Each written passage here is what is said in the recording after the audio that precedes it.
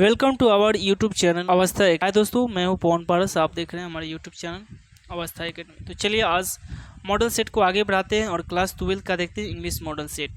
तो पहले क्वेश्चन आपके सामने है कि what is that modern civilisation? It is the worship of.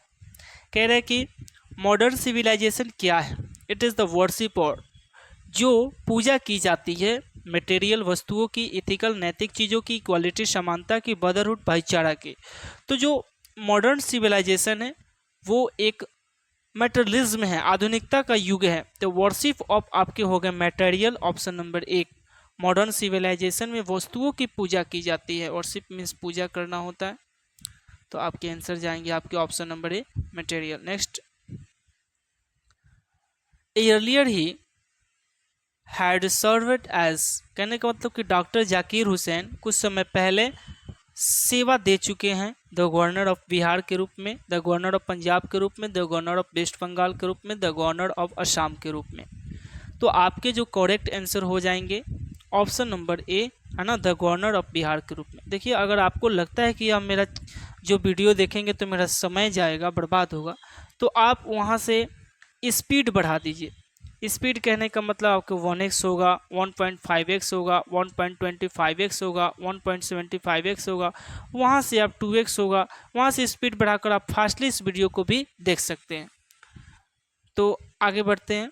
Dash was coming to narrator family, कह रहे हैं कि कौन, है ना, लेखक के परिवार से मिलने आ रहा है? सोहनलाल, मिनिस्टर, रतिराम, नानू काका। तो आंसर जाएंगे ऑप्शन नंबर डी, नानू काका। नानू काका डैश बिफोर ही स्पोक, नानू काका बोलने से पहले क्या करते थे? एट सम बिस्किट, कुछ बिस्किट खाते थे। ड्रैंक टी, चाय पिए। इनहेलेड सम स्नफ, एक मतलब कुछ चुटकी खैनी लिए। ड्रैंक कॉफ़ी, कॉफ़ी पिए। तो माय डियर, आप याद रखेंगे कि नानू काका जो स्टोरी में आपके नानू काका के बारे में जो जिक्र किया है, वो भूलने से पहले इनहेलेड सम स्नफ, कुछ खैनी खाते थे। Dash advocate non violent struggle, करे कि कौन नॉन वायलेंट स्ट्रगल, है ना, अहिंसा के एडवोकेट मतलब वकालत किए हैं। कौन अहिंसा के अग्रसर रहे हैं? तो आपके ऑप्शन है Martin Luther King, Shiga Naoya, Kamala Das, Pearlsberg. तो आपके जो करेक्ट आंसर होंगे option number A, Martin Luther King. और मार्टिन लूथर किंग ने कौन सा चैप्टर लिखा है? मार्टिन लूथर किंग ने जो चैप्टर लिखा है वो याद रखेंगे, आई हैव अ ड्रीम। ठीक है। शिगा नोया जो चैप्टर लिखे हैं वो है द आर्टिस्ट, याद रखेंगे। कमला दास ने जो लिखा है माई ग्रैंड मदर हाउस। और पर्ल्सबर्ग जो लिखे हैं, जो चैप्टर लिखे हैं पर्ल्सबर्ग, वो लिखे हैं इंडियन ट्रैवलर्स आइज, है ना, इंडियन ट्रैवलर्स आइज, यात्री के नज़रिए से भारत। तो ये याद रखेंगे। Next point, 100 years later the Negro is still in the corner of American society. कहने का मतलब हुआ कि 100 years लेटर, एक 100 साल बाद भी जो निग्रो है मजबूती से अमेरिकी समाज में, है ना, लैंग्विशिंग खड़ा हुआ है। लैंग्विशिंग अपने हक के लिए खड़ा है 100 साल बाद भी। आंसर क्या जाएगा? Languaging. Even more important than the domestication of animal was, कह रहा है कि पालतू जानवरों की सबसे महत्वपूर्ण खोज क्यों हुई? इन्वेंशन ऑफ एग्रीकल्चर, कृषि की खोज के बाद। तो इसके आंसर ऑप्शन नंबर ए ही जाएंगे। ठीक है। Even more important domestication of animal, है ना, कृषि की खोज के सबसे ज़्यादा, कृषि के खोज के बाद सबसे ज़्यादा महत्वपूर्ण था, नहीं, पालतू जानवरों को पालतू बनाने के बाद सबसे महत्वपूर्ण था इन्वेंशन ऑफ एग्रीकल्चर, कृषि के खोज करना। ठीक है। आगे, the taming of dash animal made life much pleasant, मतलब कि कुछ समय तक इनमें से कौन से जानवर मानव के जीवन को खुश किए? Wild, robust, weak, domestic. तो आपके डोमेस्टिक पालतू जानवर कुछ समय के लिए मेड लाइफ मच प्लीजेंट, आनंद से भर दिए, है ना, उनके जीवन को। All technical causes change causes, सभी प्रकार के जो तकनीकी बदलाव होते हैं, है ना, तकनीकी बदलाव वो किसके लक्षण हैं, ठीक है। तो आपके हो जाएंगे सोशल प्रॉब्लम्स। सभी प्रकार की जो तकनीकी चेंजें हैं वो एक सोशल प्रॉब्लम है, सामाजिक प्रॉब्लम। आगे, one day Sebi found a peculiar god at a shop which costed him. एक दिन जो सेबी था, है ना, अपने सीमित बराबर प्रकार के जो गॉड था उसको एक दुकान पर खरीदा, जिसकी कीमत कितनी थी, जिसकी कीमत कितनी थी, 10 येन, ठीक है, ऑप्शन नंबर बी। आगे, when a baby is born, जब बच्चे का जन्म होता है, it is an occasion of Joy for, तो ये समारोह होता है सभी किसकी खुशी के लिए, द मदर केवल माँ के लिए, केवल पिता के लिए, स्ट्रेंजर्स, है ना, गांव, स्ट्रेंजर्स मतलब होता है अजनबियों के लिए, द होल फैमिली पूरे परिवार के लिए। तो आपके आंसर हो जाएंगे डी, पूरे परिवार के लिए। आगे, no widely circulated newspaper dare support a public policy due to vested interest of, करे कि no widely circulated newspaper dare, करे कि अखबार में किसी प्रकार का सामाजिक सपोर्ट नहीं दिखाई जाती है, पॉलिसी ड्यू, जिसके कारण, है ना, जिसके कारण इसमें कोई भी रुचि नहीं लेता है। कौन रुचि नहीं लेता, एडिटर, एडवर्टाइजर्स, गवर्नमेंट या रिपोर्टर। तो इसके आंसर हो जाएंगे एडवर्टाइजर्स, ऑप्शन नंबर डी, है ना। No widely circulated newspaper are support a public policy due to vested interest of advertisers. Benji parents planned for a ceremony when he was, Benji के माता पिता ने, है ना, विचार किया, प्लान किया कि जब वह कितने वर्ष का हो जाएगा तो उन्हें पासबुक दे दिया जाएगा। तो आपके आंसर हो जाएंगे ऑप्शन नंबर सी, 21, ठीक है, ऑप्शन नंबर बी 21। आगे देखेंगे, Benji parents planned for a ceremony 21। Next देखेंगे, according to Pulsberg what lesson has Indian to teach the world. Pulsberg का जो किताब है इंडियन ट्रेवलर्स आइज, वो विश्व को किस चीज की शिक्षा देती है, ठीक है, the lesson of violence, the lesson of peace, the lesson of honesty, the lesson of non violence.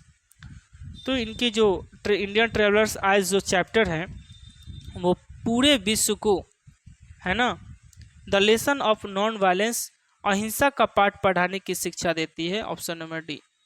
Next, John don't think that, John don't सोचते हैं कि it is dash is certain, कौन सा एक निश्चित है, इनमें से कौन निश्चित है, तो डेथ, मृत्यु जो है वो एक निश्चित है, ठीक है। आगे देखेंगे, and what I assume you shall assume is taken from, है ना, ये जो लाइन है किस चैप्टर से ली गई है, तो ये आपके जो लाइन है वो आपके option number A, song of my self से लिया गया है, ठीक है। चलिए आगे देखेंगे, who is speaker in the poem song of my self, song of my self कहो या सेलिब्रेटेड ऑफ माई सेल्फ, इसके राइटर कौन है, हाँ चलिए, स्पीकर कौन है, a boy, the poet himself, a girl, A old man. तो इसके जो बाबू राइटर है वो पोएट खुद हैं, है ना, खुद अपना गीत गाते हैं लेख कवि, ऑप्शन नंबर सी। आगे, फॉर अर्डेन पोएट्री वाज, जो W.H. अर्डेन की कविता है, W.H. अर्डेन की पोएट्री कविता कैसी है, light game, interesting game, serious game, turbulence game. तो इसके जो करेक्ट आंसर हो जाएंगे वो आपके सीरियस गेम हो जाएंगे, है ना, गंभीर खेल है, option number C. Human life is no better than, मानवीय जीवन किससे अच्छा नहीं है, लाइफ, जर्नी, डेथ, स्लीप, तो डेथ से अच्छा मानव जीवन नहीं है। आगे, Keats was dash poet, John Keats कैसे कवि हैं, रोमांटिक, मॉडर्न, विक्टोरियन, अंगस्टन। तो आपके रोमांटिक पोएट है, ऑप्शन नंबर ए। आगे देखेंगे, Walter de la Mare belong to the century, इनको पढ़ते हैं वाल्टर डेला मेयर, लेकिन हम लोग इसके जो इपिटाफ बुक है इसको याद करते हैं वाल्टर ढेला मारे, यानी ढेला मारना बहुत टफ काम है, तो इसको राइटर याद किए हैं वाल्टर डे ला मेयर, लेकिन इसको पढ़ते हैं Walter de la Mare belong to dash century, किस सेंचुरी से बिलोंग करते हैं वाल्टर डे ला मेयर। तो आपके जो करेक्ट आंसर होंगे option number B 20th century. Next, the term conclude to in soldier stand for, जो कॉन्कॉल्ड इस शब्द है द सोल्जर में, इसका अर्थ क्या है, इसमें स्टैंड का अर्थ समझिए कि अर्थ पूछ रहा है, तो इसके अर्थ हो जाएंगे हिडन, मतलब कॉन्क्लीड मतलब छिपाना, छिपाया गया, इसलिए कहीं कहीं आपके मोबाइल में भी हाइड शब्द दिए रहते हैं। चलिए, the soldier is a dash poem, soldier कैसा पोएम है, प्राकृतिक, प्रेम वाला, युद्ध वाला या खुशनुमा, तो एक वार पोएट है ना, सोल्जर एक वार पोएम है, इसको वार पोएट भी कहते हैं। According to T S. Eliot Macavity is dash of crime, जो टी.एस. इलियट के अनुसार जो मैकविटी थी वो अपराध का क्या थी, नेपोलियन, ओसामा, हिटलर या अलेक्जेंडर। तो मैकविटी जो चैप्टर है, तो टी.एस. इलियट में मैकविटी खुद एक बिल्ली है, उस बिल्ली का नाम मैकविटी है, लेकिन वो उसकी तुलना किससे की गई, किसकी अपराध से की गई है, तो नेपोलियन याद रखेंगे, नेपोलियन ऑफ क्राइम। ठीक है, बढ़े आगे, मजा आ रहा है ना। चलिए बच्चों, तो आगे पढ़ते हैं और आगे बढ़ते हैं। नेक्स्ट बढ़े, who compose the poem fire hymn, fire भाई दारू पीते ही फायर हो जाता है आदमी, तो केकेएन दारू वाला याद रखेंगे। ट्रिक इसका क्या है, कंपोज राइटर पूछ रहा है, तो दारू शब्द है, इसमें फायर है, तो दारू पीते ही फायर हो जाता है, फायर दारू याद रखेंगे, है ना। Dash the forgets it's dead, कह रहा है कि कौन अपनी मृत्यु को भूल जाता है, एनिमल, वाइंड, मैन, फायर, तो आपके आंसर हो जाएंगे, है ना, फॉरगेट्स इट्स डेड, फायर।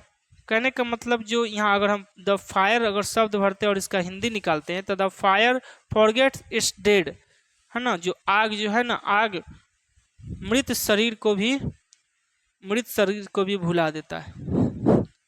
आगे, in dash according to the poem snake, black snake are considered innocent, England, Sicily, आगे इटली, फ्रांस, तो आपके जो करेक्ट आंसर हो जाएंगे वो आपके सिसिली हो जाएगा, है ना। चलिए, मतलब कि कविता के अनुसार जो स्नेक है का ब्लैक स्नेक, वो कंसिडर्ड कहाँ के, ब्लैक स्नेक की तुलना की कहाँ के है, तो सिसिली। आगे, Kamala Das has earn a respectable place in both English, कहे कमला दास ने कमाया इज्जत पूर्वक जगहों में, दोनों इंग्लिश और कहाँ, किस साहित्य में, तो आपके होंगे मलयालम, यानी कहने का मतलब कि मलयालम और इंग्लिश सब्जेक्ट में कमला दास बहुत इज्जत कमाई, है ना, इंग्लिश और मलयालम साहित्य में, लिटरेचर में कमला दास बहुत इज्जत कमाई। आगे देखेंगे, हु रोट द सेंटेब्यूरी टेल्स, ठीक है, कैंटेब्यूरी टेल्स को या सेंटेब्यूरी टेल्स, ये स्टोरी ऑफ इंग्लिश के सारे क्वेश्चन हो जाएंगे, तो इसके राइटर होंगे आपके चौसर, ठीक है, चौसर। आगे, dash has the largest number of native speakers, कह रहे कि सबसे ज़्यादा वक्ता, है ना, सबसे ज़्यादा वक्ता किस क्षेत्र के हैं, इंग्लिश, उर्दू, चाइनीज, तमिल, ये सबसे ज़्यादा अधिक बोले जाने वाली इसमें भाषा कौन सी है, तो इसके आंसर हो जाएंगे Chinese, option number B. Dash is a window to the world, कौन विश्व की खिड़की है, इसमें से हिंदी, चाइनीज, उर्दू, इंग्लिश, तो थर्ड के आंसर हो जाएंगे English is the right answer. Next, modern English begin, modern English कब से शुरुआत हुआ, 1300, 1500, 1400 या 1600, तो आपके आंसर हो जाएंगे 1500 आंसर। दोस्तों, अगर ये वीडियो को बार बार आप देखिएगा ना और बार बार सुनिएगा, तो आपको ये सारे क्वेश्चन याद हो जाएंगे। King Lear is a dash, King Lear क्या थे, किंग लियर बुक है, क्या है, comedy, tragedy, mysterious play, tragi comedy, तो 5 के आंसर हो जाएंगे आपके option number B, tragedy. Tragedy का अर्थ होता है दुख, है ना, शोक, और कॉमेडी मतलब हंसने वाला, ट्रेजेडी कॉमेडी का अर्थ होता है दुख और कॉमेडी दोनों। मिस्टीरियस प्ले मतलब होता है हास्यप्रद ड्रामा, खेल, ठीक है, तो ये एक आपके ट्रेजेडी था, 5 के बी हो जाएंगे। In the last few decades, माने कुछ अंतिम दशक में, the English language rapid change, है ना, इंग्लिश भाषा में परिवर्तन आए हैं, तो कौन से दशक में परिवर्तन है? 20वीं 20th सेंचुरी। इसका अर्थ बताया है ना, मॉडर्न इंग्लिश की शुरुआत कब से हुई? तो इसका आंसर हो जाएगा 1500 ईसा, है ना, 1500 ईसा पूर्व। आगे देखेंगे, Chaucer and Langland are writer of the dash period. Chaucer और लैंगलैंड किस इंग्लिश पीरियड, किस युग के कवि हैं? तो इसके आंसर हो जाएंगे बी, मिडिल युग। अभी तक हम लोगों ने तीन इंग्लिश के तीन, है ना, टाइप्स है। पहला है आपका ओल्ड इंग्लिश, दूसरा है आपका मिडिल इंग्लिश, और तीसरा है आपका मॉडर्न इंग्लिश जो अभी चल रहा है। आगे, who wrote MacFlecknoe? John Dryden, John Donne, George Herbert, Alexander Pope. तो 8 के आंसर हो जाएंगे option number A, John Dryden. Standard British English speech came to be known as. कहने का मतलब कि जो स्टैंडर्ड ब्रिटिश इंग्लिश की भाषण जो है वो कहाँ से आया? Second language, new English, American English या रिसीव्ड प्रोनाउंसिएशंस। तो 9 के आंसर हो जाएंगे रिसीव्ड प्रोनाउंसिएशन से ये आए हुए हैं, है ना, उच्चारण के सही तरीके से स्टैंडर्ड ब्रिटिश इंग्लिश का विकास हुआ है। English developed into a single standard. English जो विकास किया है किस स्टैंडर्ड में? सिंगल एंड स्टैंडर्ड, है ना, मतलब एक साधारण इंग्लिश डेवलप किया किसके काल में? तो 10 के आंसर हो जाएंगे क्वींस काल में, है ना, क्वींस काल, क्वींस इंग्लिश इसको बोलेंगे, क्वींस इंग्लिश के काल में। आगे कुछ ग्रामर के क्वेश्चन देख लेते हैं। All the boys laughed at him, क्या चेंज करना है भाई? पैसिव। आपके ऑप्शन 4 को दिया है, सेकेंडों में प्लस ट्रिक से कैसे पकड़िएगा? क्वेश्चन को पढ़िए। ऑल द बॉयज लाफ्ड, ये क्या है भाई? V2 है, और V2 का वर्ड जानते हैं, वाज और वर्ड से निकलता है। सिंगुलर रहेगा तो वाज, प्लूरल रहेगा तो वेयर। और ये भी रूल है कि लास्ट वाले को शुरू में, शुरू वाले को लास्ट में रखते हैं। और ये भी रूल है कि ही को हिम में, सी को हर में, है ना, और दे को देम में चेंज करते हैं। ये रूल पढ़ा ही होगा। यू को यू में, वी को अस में, ये चेंज होता है। लास्ट का शुरू, शुरू का लास्ट, लास्ट में क्या है? हिम। तो हिम का चेंज करके क्या आएगा? ही बस हो गया। He was laughed eight by all बस। वाज भी लगा है इसमें। डी नंबर में वाज था, नहीं था, नहीं होगा। बी नंबर में वाज था, नहीं था, नहीं होगा। इसमें वाज था, लेकिन आपको अंतिम का चेंज करके शुरू में, शुरू का लास्ट में जाता है। वॉइस का ये रूल है। He said he might buy a pen, इसका सेकेंडों में कैसे करेंगे? सेकेंडों में आंसर निकालने के लिए तरीका है।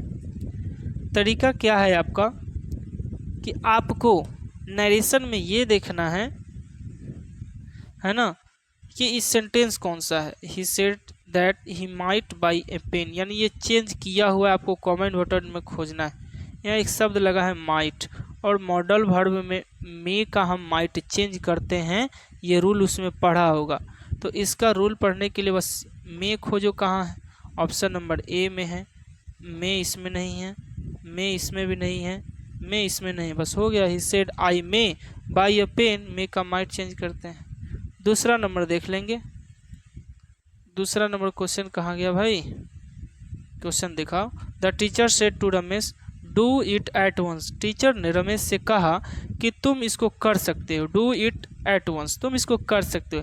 कहने का मतलब भाई कि ये आपको imperative sentence, order, suggest, command, ये सब के सवाल है, तो उसको आपको सवाल को ही रिक्वेस्ट में, ऑर्डर्ड में, कमांड में, सजेस्ट में करके बनाते हैं। द टीचर आस्किंग रमेश गलत है।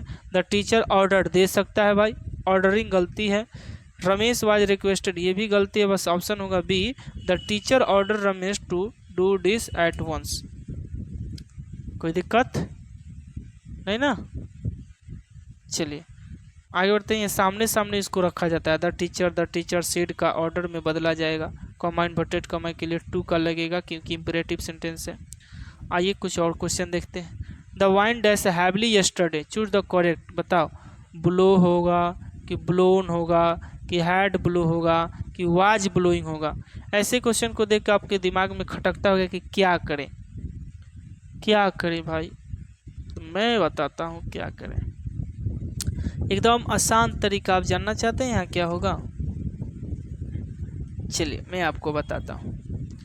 हैड ब्लो नहीं होगा क्योंकि हैड के बाद भी 3 फॉर्म आता है, नहीं है, तो ये गलत है। और क्या होगा भाई? द वाइंड सिंगुलर है और ये आपका V1 है, जब सिंगुलर है तो V5 आता है, ये नहीं होगा। ब्लोन नहीं होगा क्योंकि जब ये आएगा तो हैज, हैव या हैड आता है, तो ये भी नहीं होगा।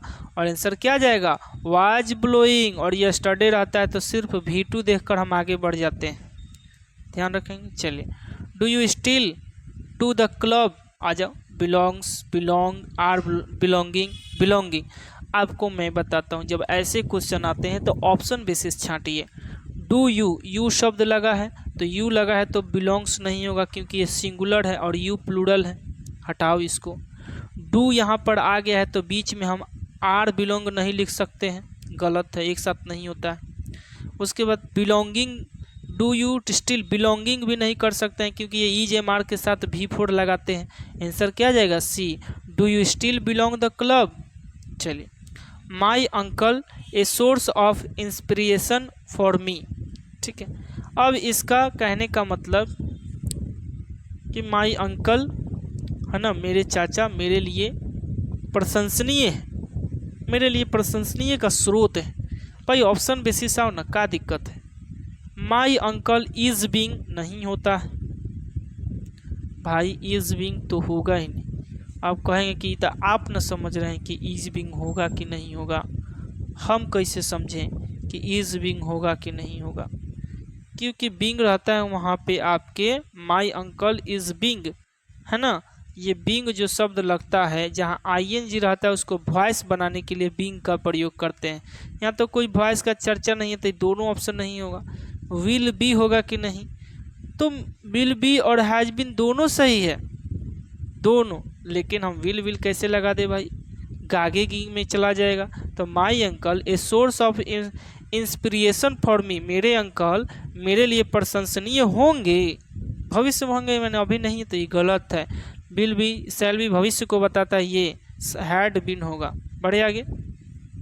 That dress specially made for you, कहने का मतलब कि वो जो ड्रेस है ना, वो केवल आपके लिए बनाया गया है, किसी दूसरे के लिए नहीं। तो ऑप्शन बेसिस कैसे निकलेगा यहाँ पे आंसर, हैज यू। अब बताइए, आपने कभी हैज के साथ यू पढ़ा है, गलत है, ये नहीं होगा। Should you, should you, could you, did you have, ये भी नहीं होगा। डिड यू हैव या डिड यू हैव हो सकता है, did you know, did you have, क्योंकि हैव का यहाँ अर्थ पास में चला जाएगा, पास। डिड यू हैव, है ना, क्या तुम्हारे पास, the dress specially made for me, क्या तुम्हारे पास, है ना, स्पेशल रूप से मेरे लिए कपड़ा है, ठीक है, क्या तुम्हारे पास स्पेशल रूप से, यही आंसर होगा डी। आगे, we shall get wet it if it, हम लोग भीग जाएंगे, वेट मैंने भीगना, हम लोग भीग जाएंगे, इफ अगर, इट रेनिंग वर्षा हो रही है, विल रेनिंग होगी, होती है और होती है, ये भी, तो ये प्लूरल के लिए होगा, ये सिंगुलर के लिए होगा। तो ईट के साथ तो रेन होगा नहीं, ईट हम लोग गोज कह सकते हैं, इट गोज या इट गोज तो शब्द ही नहीं बनता है, तो ईट रेन हम कह सकते हैं क्योंकि ईट सिंगुलर है तो सिंगुलर वर्ब लगेगा, तो सी जाएगा। आगे बढ़ेंगे। I dash the Taj Mahal last month, मैंने गत महीना ताजमहल को घूमा या यात्रा किया। अब यहाँ पर हम एक शब्द में कैसे बनेंगे, visit, visiting, will visit, visited. तो माय डियर, यहाँ पे आपको जहाँ पर लास्ट दिखाई दे ना, बस आप V2 ढूंढिए, आगे बढ़िए। V2 कहाँ है, ऑप्शन नंबर डी हो गया। चलिए, the council dash made its decision, 7 नंबर का the council made its decision, option basis आइए। द काउंसिल सिंगुलर है तो हैव नहीं होगा, हैज हो सकता है। हैविंग है तो हैविंग नहीं होता है, हैव, हैव, हैज, है ना, ऐसे बनता है, हैविंग नहीं होता। हैव, हैड एक के साथ नहीं भराएगा, तो ऑप्शन नंबर क्या चला जाएगा, the council has made its decision. Ramesh dash in the middle of his speech, break down, broken down, broke down, breaking down. भाई यहाँ पे आपको फ्रेजल, करेक्ट ऑप्शन ये फ्रेजल के रूप में भरना है, कि कहने का मतलब कि रमेश अपने भाषण के बीच में ही रो पड़ा, है ना, middle class Ramesh break down, break down मतलब होता है रो पड़ना। ब्रेक डाउन का मतलब क्या है, रो पड़ना, है ना। ब्रेक डाउन मतलब होता है रो पड़ना, तोड़ देना। तो रमेश इन the middle of his speech, Ramesh अपने भाषण के बीच में ही क्या हुआ, ब्रोक डाउन और रो पड़ा। तो इस प्रकार आपके इंपॉर्टेंट 12th के ऑब्जेक्टिव ऐसे ही आपके एग्जाम में पूछे जाते हैं, ऐसे ही एग्जाम में आपके ऑब्जेक्टिव पूछे जाएंगे कि आपको लग रहा होगा कि कौन पढ़ा है कौन नहीं पढ़ा है। तो ऐसे क्वेश्चन मैं डेली आपको लेकर आऊँगा जब तक आपके एग्जाम होते रहेंगे। बस आपको देखना है, वाच करना है, समझना है। मिलता है नेक्स्ट वीडियो में, तब तक के लिए शुक्रिया। चैनल को लाइक सब्सक्राइब करना मत भूलिएगा।